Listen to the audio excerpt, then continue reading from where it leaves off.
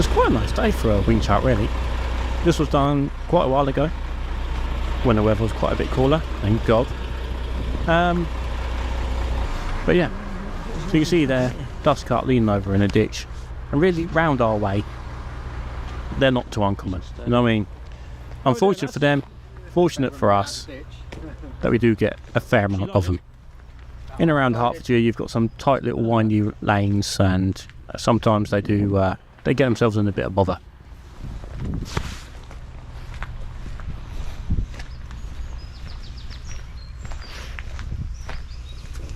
What's up? What are you worried about? I was just going to pull that up in case as it goes down it catches the bush as well. Yeah, it might do a bit. Do they fold up? Yeah, oh. Just like you rip it off, innit? Just, yeah. Well, you know yourself, do you know what I mean? The arsene's going to come around, innit? Yeah. Whether they'd rip it off or not. I don't know. You're right. You're right now, son. There's a load of cars parked along here earlier. Really? Yeah, he said to me, like, you've got to be careful. They went down the ditch that side before. That's, yeah. Yeah. So if you're going to pick a side to go down, I'd much rather this side. Stick to the right, so I went to the right, went around, we got that bush there, I couldn't really see my mirror, and it just fucking slipped down. Fuck going in there. Yeah, we've been in there, we've been that side before. Or not. Now normally I wouldn't post a video of me winching that dust cart because I do quite a lot of them. Personally I don't find them that interesting. However, this one was a little bit different. Whereas normally I'd get my top boom up, lift the suspended side using a cable to pull it forward. On this occasion I couldn't do that. On this occasion the dust cart was actually leaning up against a telegraph pole that had power lines running through it, and had a transformer. So although the dust cart itself wasn't leaning over too bad, I couldn't just pull it forward because I was running the risk of actually pulling that all over, pulling the telegraph pole over that had the transformer and the power lines. So I had to do something a little bit different. Oh, before, make sure you catch me on the second band. So because I couldn't use my top boom and I needed to pull it away from the telegraph pole and then power lines, I decided that I was actually going to go, instead of actually lifting the fallen side, I was actually going to pull it away with like a low downward side pull. So I mean, it's nice out here, isn't it?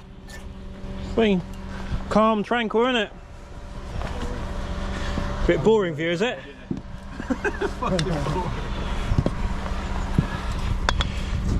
We spend most of our lives in London, mate. This is bliss.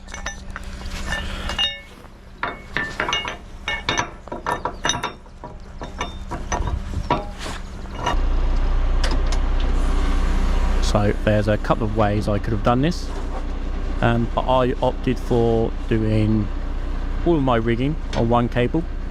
So I was going to be pulling forward and pulling it away from the telegraph pole with one cable.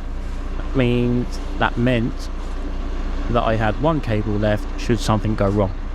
Now if it wasn't going the way I liked, or you know what I mean, if I got myself in a bit of a sticky situation, I could then use that second cable to get me out of trouble. So that was the reason I decided to do it this way. Now dust carts are always nice when it comes to rigging. You know what I mean? They've got big pins at the front, they're just nice, and on the top they have lifting points where they'd lift that the equipment on and off to the chassis. Now they're perfect to utilise if you want to lift or if you want to pull, sort of thing. So how my rigging was going to be set up, it was going to be from the recovery truck to the front of the casualty vehicle, off to the tree, and then up to the side of the casualty vehicle, pulling it away from the telegraph pole. So when you're using the tree, always go at the base of the tree. That's where it's most sturdiest. Obviously you don't want to go halfway up the tree, then you run the risk of actually pulling that tree over, and that's the last thing you want to do. Once the snatch block is rigged to the tree, run the cable through it, and then from there we're going up to the top of the dust cart, and that's going to be pulling away from the telegraph pole.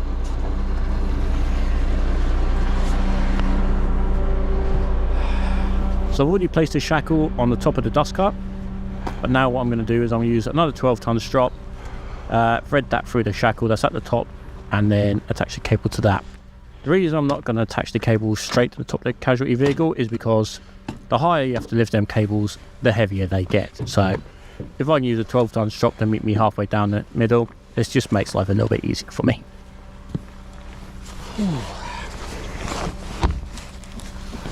There we go. You can see there them lifting points. They're, you know, they're perfectly placed really.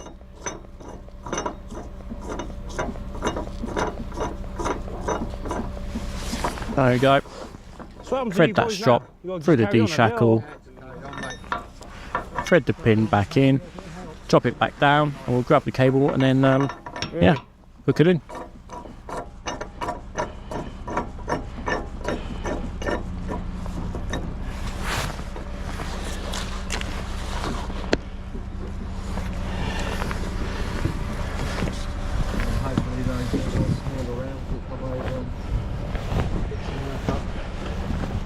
Best thing you could do for us, mate, is when you put it out, smash the truck up a bit. Rip a few hydraulic lines out, yeah? That way I can't carry on, I'll take you over and come back. I won't do that because they'll just there you go. I've got the cable there, and like I said, having that strop hanging halfway down the casualty vehicle just makes it that little bit easier for you. You don't have to lift that big heavy cable up too high. So get that threaded in there, close the clasp, and then that is pretty much our rigging done. Obviously, get down, put the ladder away, and then it's time to take the slack in. And then when you take the slack in, always take a couple of minutes just to stand back and just reassess your angles. See where the cables are, make sure you're not going to snag anything, make sure it's as you had it in your head. And then after that, it's, yeah, take it in and then just see how she moves, see how she reacts. So we see the cables coming in now. And the first, I suppose, 10 seconds, you know, when you're trying something you've not really done too many times before, you're up against a telegraph pole. First sort of like 10, 20, 30 seconds are sort of like the worst, because you're just waiting to see how it reacts, you know. You're trying to see, is there any, are you getting any movement? Then you want to see, how's that tree that you're snatch blocking off? Is that still there? Do you know what I mean? The last thing you want to do is wind in, not pay attention to that tree. Next thing you turn around and the tree's, you know, 6 foot further forward than it was when you started. So handbrake on. Them first 30 seconds is all about just eyes everywhere. See what everything's doing. And then, yeah, winch for a bit, stop, walk to the back.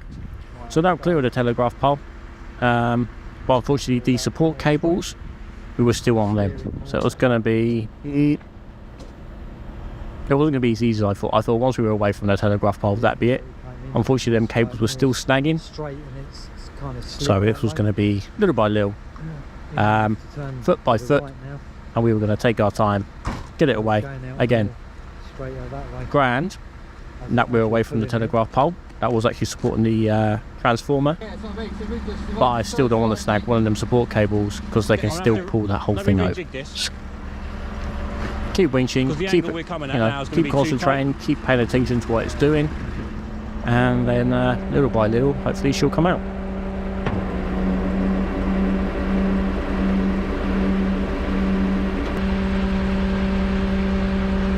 So I took it so far forward, and it got to a certain point where I was not particularly happy with the angle coming off the front of the casualty vehicle.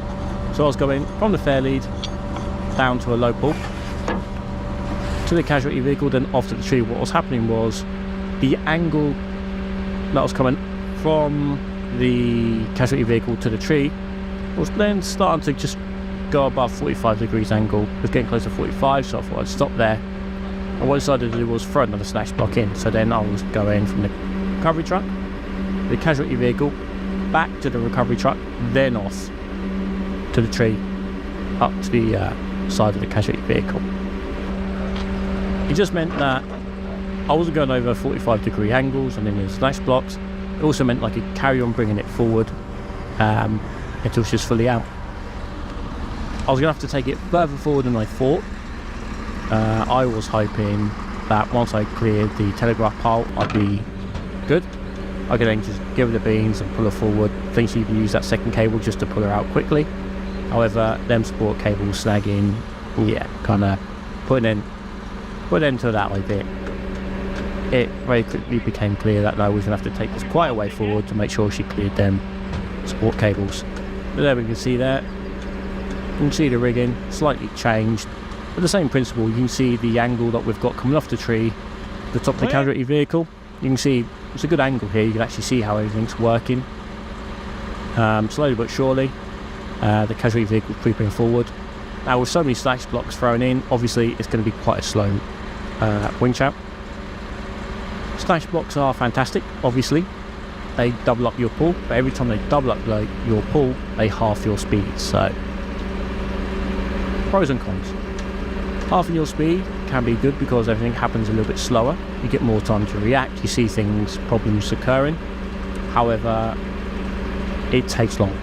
So, if you get to a certain point, in every winch out, you get to a certain point where the danger is over. I mean, you know it's out. It's just a case of carrying on and getting it to hard standing, fully hard standing. Yeah, when it's going extremely slow, it can be a bit tedious. But, with everything in our industry, there's a trade-off. You want power, you lose speed. You want speed, and then you lose. But no, you can see it now.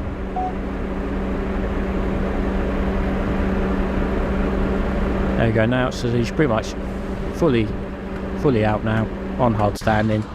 Now I was quite happy now. I'd have de-rigged and let the driver actually drive it out.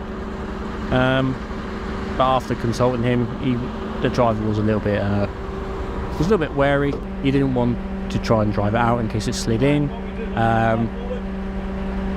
They weren't happy with me driving it. The customer wanted us to carry on winching. Didn't really see the point. It was out. I could have driven it out from there. However, sometimes when the customer's adamant, it's easier just to just agree and go, fair enough. If it takes me another 10 minutes winching, so be it. So that's what we did.